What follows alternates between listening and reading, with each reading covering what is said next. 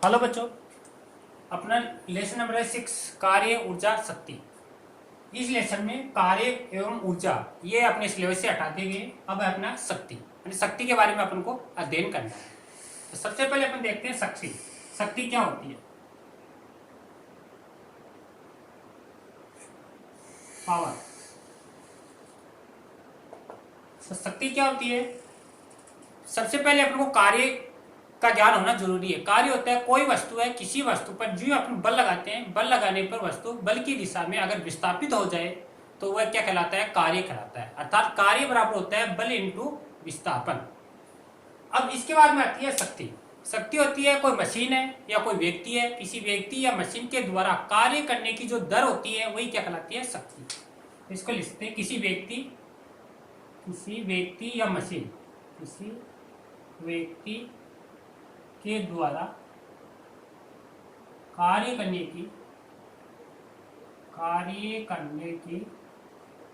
दर शक्ति कहलाती है। शक्ति कहलाती है। कोई भी व्यक्ति है, किसी व्यक्ति के द्वारा प्रति सेकंड समय में कितना कार्य करता है वही क्या कहलाती है? अपनी शक्ति। अर्थात शक्ति बराबर कार्य अपॉन में समय। शक्ति को P से प्रदर्शित करते हैं, P बराबर W अपॉन में T। तो ये अपनी क्या है? शक्ति है। इसके बाद में आती है एक औसत शक्ति। औसत शक्ति जिसको बोलते हैं एवरेज पावर। औसत शक्ति होती है कोई व्यक्ति है, किसी व्यक्ति के द्वारा किया गया कुल कार्य तथा उस कार्य को करने में लगा कुल समय के अनुपात को औसत शक्ति कहते हैं। किसी व्यक्ति या वस्तु, किसी व्यक्ति के द्वारा किया गया कुल कार्य तथा उस कार्य को करने में लगा कुल समय औसत शक्ति कहलाती है। औसत शक्ति कहलाती है। अर्थात औसत शक्ति बराबर होगी किया गया कुल कार्य अपॉन में लगा कुल समय। तो अगर जैसे डेल्टी समय है, डेल्टी समय में अगर कोई व्यक्ति है डेल डब्ल्यू कार्य करता है, डेल्टी समय में डेल डब्ल्यू कार्य करता है तो औसत शक्ति को P एवरेज से प्रदर्शित करते हैं। P एवरेज यानी किया गया कुल कार्य अपॉन में उस कार्य को करने में लगा कुल समय। P एवरेज बराबर डेल डब्ल्यू अपॉन में डेल टी। तो ये अपनी कहलाती है औसत शक्ति। इसके बाद में आती है तात्क्षणिक शक्ति जिसको बोलते हैं अपन प्रारंभिक।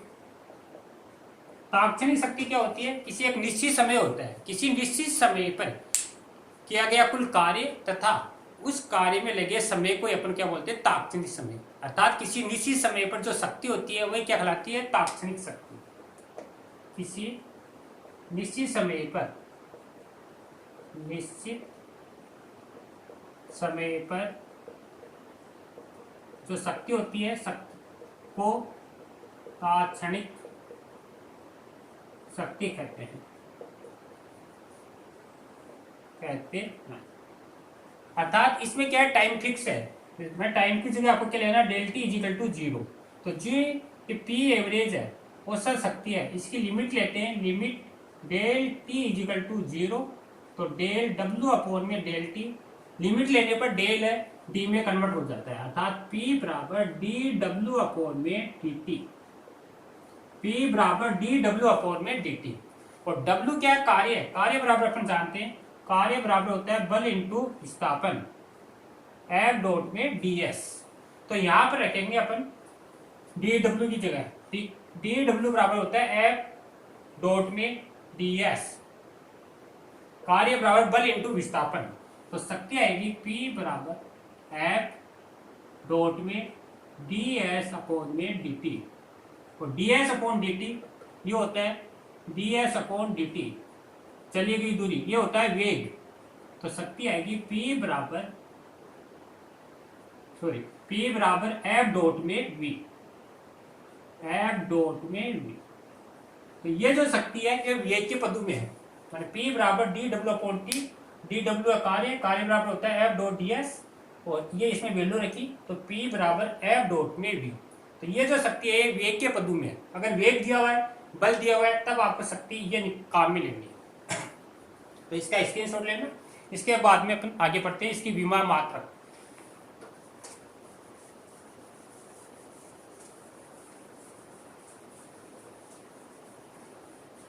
आगे है शक्ति का मात्रक। तो शक्ति है, शक्ति का आपने फॉर्मूला देख लिया, P बराबर है W अपॉन में T, एक फॉर्मूला ये आया। दूसरा है अपने पास P बराबर F डॉट में V। डॉट को हटाएंगे तो आप कोस थीटा भी लगा सकते हैं, एफ वी कोस थीटा। तो इसके आधार पर, ये डॉट है तो इसके आधार पर शक्ति क्या है, एक राशि अदिश राशि है, अदिश राशि, इसमें कोई डायरेक्शन नहीं होती है। मात्रक देखिए इसका, मात्रक कार्य, कार्य का जूल होता है, समय का सेकंड होता है, तो मात्रक होगा जूल अपॉन में सेकंड। तो शक्ति का मात्रक है जूल अपॉन में सेकंड। और एक वैज्ञानिक था जो भाप का इंजन क्या किया था, उसका नाम है जेम्स वाट। उसी के आधार पर इस शक्ति का एक नया मात्रक है, ऐसा ही मात्रक जिसको अपन बोलते हैं वाट। वाट को अपन W से प्रदर्शित करते हैं, जूल प्रति सेकंड या वाट। कई बार एक वाट की डेफिनेशन पूछते हैं, तो W बराबर क्या करना है, 1 जूल, T बराबर 1 सेकंड, तो P बराबर क्या होगा, 1 वाट। तो 1 वाट की डेफिनेशन निकालना चाहिए। अगर कोई वस्तु है, किसी वस्तु या कोई व्यक्ति है, किसी व्यक्ति के द्वारा 1 जूल कार्य करने में लगा समय 1 सेकंड है, तो शक्ति 1 वाट कहलाती है। किसी व्यक्ति के द्वारा 1 जूल कार्य करने में लगा समय 1 सेकंड है, तो शक्ति 1 वाट कहलाती है। विमा देखें इसकी, विमा, विमा क्या होती है, जूल है कार्य की m1 L2 टी की पावर -2, ये कार्य की होती है। समय नीचे है, नीचे से ऊपर जाएगा तो -3, ये इसकी विमा हो। शक्ति है, शक्ति के अन्य मात्रक भी होते हैं, अन्य मात्रक जैसे ये थी अपनी वाट, किलोवाट होती है, 1 किलोवाट, 1 किलोवाट होती है 10 की पावर 3 या 1000 वाट के। 1 किलो के बाद में आता है मेगावाट, तो ये होती है 10 की पावर 6 वाट। फिर आता है 1 गीगावाट, 10 की पावर 9 वाट। ये शक्ति क्या है, अन्य मात्रक है। इसके पश्चात एक और होता है शक्ति का अन्य मात्रक, अश्व शक्ति। जैसे अश्व शक्ति का जो नाम है घोड़े पर पड़ा है, जैसे घोड़े में शक्ति होती है वैसे ये अश्व शक्ति। तो इसको एक HP बोलते हैं, एक HP, या इसको बोल सकते हैं एक H का मतलब हॉर्स और P का मतलब पावर। तो ये भी काफी इंपोर्टेंट है, बोलते हैं एक अश्व शक्ति बराबर होती है 746 वाट के। अर्थात जो भी अपनी बड़ी बड़ी मोटरें होती है वह मोटरें सारे अश्व शक्ति में होती है, और 1 HP 2 HP 5 HP जितनी भी HP दे रही है उसको 746 से मल्टीप्लाई करो तो अपनी किस में आएगी, वाट में आ जाएगी। ये शक्ति का अन्य मात्रक है। एक दूसरा अपने 1 किलोवाट घंटा है, इसका भी मात्रक पूछते हैं, 1 किलोवाट घंटा, इसमें कितने जूल होते हैं, ये ऊर्जा का मात्रक है। तो किलोवाट है, इसके वाट बनाने तो 1000 वाट, घंटा है, घंटे में 60 मिनट और 60 सेकेंड, जो इसको मल्टीप्लाई करते हैं 3.6 इंटू 10 की पावर 6 जूल। तो ये भी इंपॉर्टेंट है, ये भी काफी बार आता है एग्जाम में।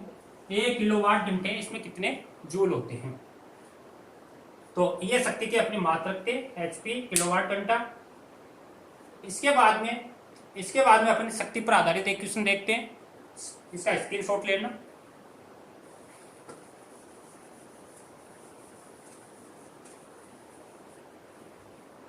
जैसे क्वेश्चन दे रखा है कोई, जैसे कोई एक लिफ्ट है और लिफ्ट में कोई एक व्यक्ति बैठा है और लिफ्ट ऊपर की ओर जा रही है, तो लिफ्ट प्लस व्यक्ति, लिफ्ट प्लस जो व्यक्ति है, इसका जो द्रव्यमान दे रखा है, द्रव्यमान यह दे रखा है 1800 kg, 1800 kg।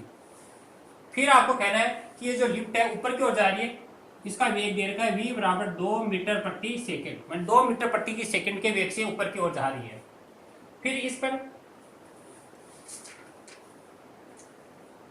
4000 न्यूटन का एक बल है जिसको अपन बोलते हैं विरोधी बल, वो क्या निकल रहा है लिफ्ट के नीचे क्यों लग रहा है, जिसको अपन घर्षण बल भी बोल सकते हैं, घर्षण या विरोधी बल। और इसका मान दे रखा है बराबर 4000 न्यूटन। तो शक्ति का मान पूछ रहा है, पी का मान ज्ञात करो, शक्ति कितनी होगी, वह शक्ति बताना है। कोई लिफ्ट है, इसमें व्यक्ति बैठा है, लिफ्ट ऊपर की ओर जा रही है, उसका भार मान द्रव्यमान देगा 1800 kg और जी अपन को मालूम है 10 मीटर प्रति सेकेंड स्क्वायर। तो अपन को पूछ रहा है शक्ति ज्ञात करो। तो अभी देखा था शक्ति का सूत्र होता है P बराबर एफ वी, ये फॉर्मूला है। V अपन को दे रखा है, F निकालना है। तो F बराबर क्या होता है, F बराबर होता है mg, तो इसमें रख दो mg और V। m का मान दे रखा है 1800 मल्टीप्लाई 10 और मल्टीप्लाई 2, तो ये हो जाएगा 36,000 वाट, ये सब वाट है। अगर किलो वाट में लिखे तो P बराबर 36 किलो वाट। अगर इसी का मान HP में पूछे तो HP के लिए क्या करना है, 36,000 अपॉन में इसमें 746, इसका डिवाइडेशन कर देंगे तो वो अपने मान आएगा, वो आएगा HP में। तो ये लिखेंगे 59 HP हॉर्स पावर। तो इस तरह अपन शक्ति को HP में भी ज्ञात कर सकते हैं। ये था शक्ति है, इस शक्ति पर आधारित कोई न्यूमेरिकल था। इसके बाद में अपन नेक्स्ट टॉपिक देखते हैं, स्प्रिंग का एक टॉपिक है अपने सिलेबस में।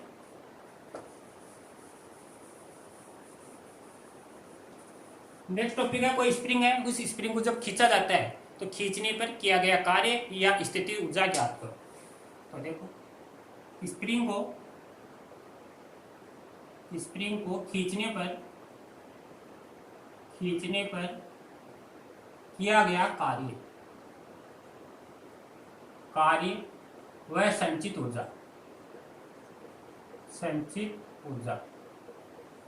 तो स्प्रिंग, जैसे ये स्प्रिंग है, इसका एक सिरे को यहाँ दृढ़ आधार से बांध दिया और दूसरे सिरे पर कोई एक m द्रव्यमान का वेट लटकाना है।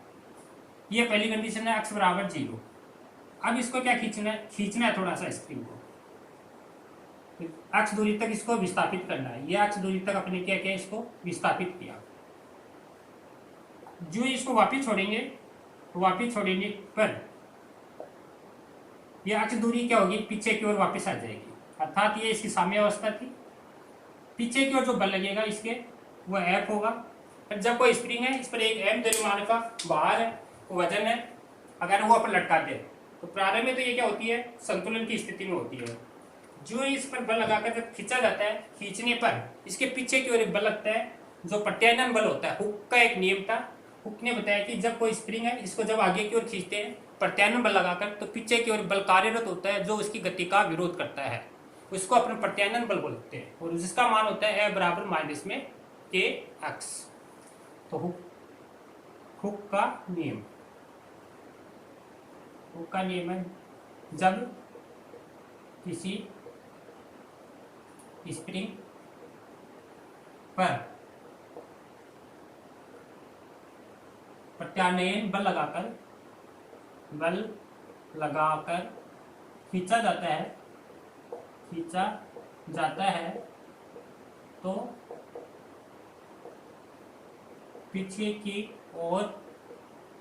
पीछे की ओर एक बल लगता है जो उसकी गति का